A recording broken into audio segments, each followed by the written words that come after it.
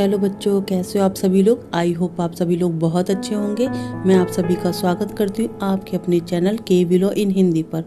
आज की वीडियो में हम BNSS के इम्पोर्टेंट जो डेफिनेशन है उन्हें समझेंगे, जिससे कि आपको आगे BNS की जितनी भी हम टॉपिक डिस्कस करने वाले हैं उन्हें समझने में आसानी हो। तो चलिए स्टार्ट करते। Important definition under BNS। तो पहली डेफिनेशन हमारी है ऑफेंस यानी अपराध की। तो अपराध को धारा 2 सब क्लॉज 1 और सब क्लॉज G के अंतर्गत प्रावधानित किया गया है।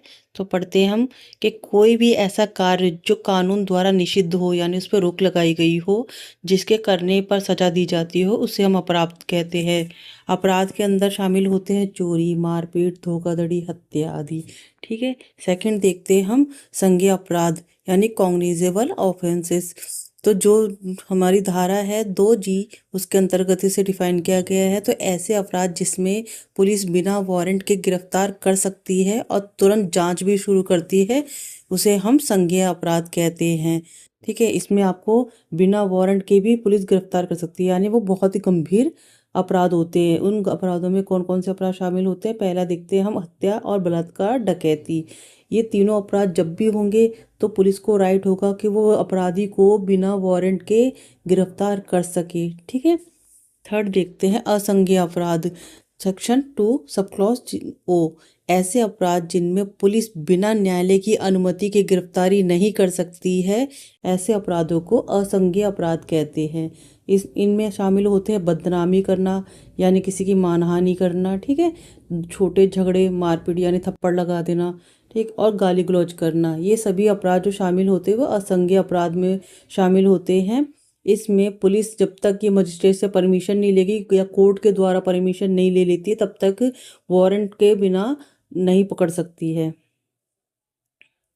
अब है फोर्थ बेलेबल ऑफेंस यानी ऐसे ऑफेंस जिसमें आपको जमानत मिल सकती है। ऐसे अपराध जहां आरोपी को जमानत पाने का अधिकार होता है, ऐसे ऑफेंसेस को यानी अपराध को जमानती अपराध कहते हैं। इसमें शामिल होते हैं छोटी चोरी, सामान्य झगड़ा।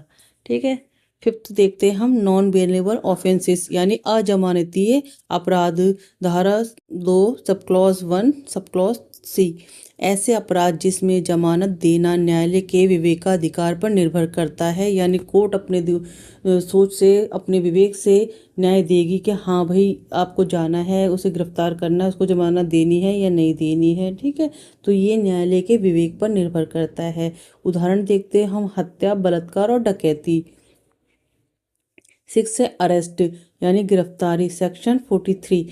आरोपी की आज़ादी छीनने और उसे पुलिस नियंत्रण में लेने की कानूनी प्रक्रिया को गिरफ्तारी कहते हैं। ठीक है। जब पुलिस आपको गिरफ्तार कर ले तो उसे अरेस्ट कहते हैं। 7 इंक्वायरी यानी जांच करना या अनुसंधान करना, धारा 2 सब क्लॉज 1 सब क्लॉज की। किसी भी अपराध के बारे में तथ्य पता लगाने को ही न्यायिक या प्रशासनिक प्रक्रिया को जांच कहलाती है। मतलब जब भी कोई अपराध होता है, चाहे वो सिविल मैटर हो चाहे या क्रिमिनल मैटर हो, उसमें कोई भी जानकारी प्राप्त की जाती है, कोई भी इंफॉर्मेशन निकाली जाती है, उसे हम इंक्वायरी कहते हैं। ठीक है। अब 8 देखते हैं इन्वेस्टिगेशन, धारा 2 सब क्लॉज 1 सब क्लॉज I। अपराध से जुड़े हुए तथ्य और सबूत इकट्ठे करने की प्रक्रिया जो पुलिस द्वारा की जाती है या सक्षम अधिकारी द्वारा की जाती है, उसे हम इन्वेस्टिगेशन कहते हैं। इसमें शामिल होते हैं गवाह के बयान, सबूत इकट्ठा करना, घटना स्थल पर जाना और फॉरेंसिक जांच। 9 हमारा है चार्ज यानी आरोप लगाना, धारा 2 सब क्लॉज 1 सब क्लॉज F। आरोपी के ऊपर लगाया गया वह औपचारिक आरोप जिससे ये बताया जाता है कि कौन सा अपराध किया गया है। ठीक है। जब पुलिस वाले ना किसी भी आरोपी को पकड़ते हैं या उनके पास जब कोई FIR जाती है, तो वो एक चार्जशीट तैयार करती है कोर्ट में देने के लिए कि उस अपराधी ने क्या अपराध किया था। जो भी इन्फॉर्मेशन उनके पास होती है उस चार्जशीट में बनाकर वो कोर्ट में पेश करती है। जब तक कि कोर्ट में वो पुलिस वाले चार्जशीट पेश नहीं करेंगे तब तक मैटर नहीं स्टार्ट होगा। 10th है वारंट। वारंट सेक्शन 2 सब क्लॉज 1 ए में प्रावधानित किया गया है, न्यायालय द्वारा जारी किया गया लिखित आदेश जिसमें पुलिस को क्यों गिरफ्तारी, तलाशी या जब्ती का अधिकार दिया जाता है। जब भी पुलिस के पास में कोई भी इंफॉर्मेशन जाती है, किसी भी सूचना के आधार पर वो किसी को अरेस्ट नहीं कर सकते जब तक कि न्यायालय उन्हें परमिशन नहीं देती है। कहीं पर से उन्हें इन्फॉर्मेशन मिली है कि या चोरी का सामान इकट्ठा हो रखा है तो वहाँ पर, या कहीं सर्च करने जाना है, किसी के घर जाना है, या किसी भी व्यक्ति को अरेस्ट करना है, तो उससे पहले जब तक इनके पास कोई ठोस सबूत ना हो, उस सबूत के आधार पर वो न्यायालय से जाकर परमिशन मांगते हैं, लिखित आदेश मांगते हैं।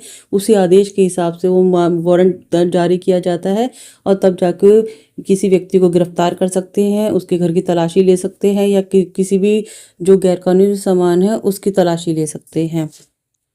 11th हमारा विक्टिम यानी पीड़ित।